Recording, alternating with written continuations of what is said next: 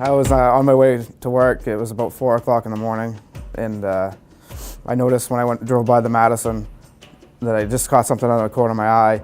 So I looked back, and over the roof I could see bright lights and looked like fire. So I turned around, went back, drove beside the building, and walked out back and noticed that the building was on fire. So I called 911 and ran around the front, and I noticed it was Unit 4, so I started there. And I knocked on the door for a while, and he wouldn't come to the door, so I kicked it in. And then he was pretty dazed and confused, I think because I kicked his door in. And then he's like, "The building's on fire," and I'm like, "Yeah, fire, it's on fire." And I finally had to just say, "Turn around," and it was through his big picture window, slide glass door. And then he understood, and we cleared that place, his 2 children and wife. And then we moved on, me and him, to clear on the rest of the building. Well, after we cleared the building with the police, I left for work, and I was only 10 minutes late.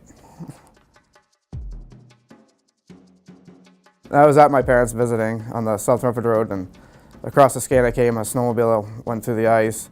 So I figured it was probably one of my friends, and it was right behind my parents' house, probably a quarter mile away.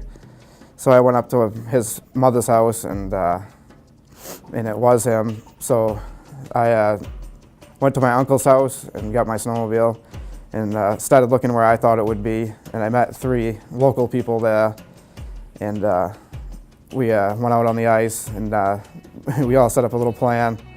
And Dickie Barnell went out on the rope and latched onto him, and we pulled him out of the ice. And then we got him up on the snowmobile trail, and we put him on a snowmobile, and we brought him to the South Rumford Road and met the ambulance up there. My friend's doing very well, and I'm glad because he was in the water for almost 2 hours.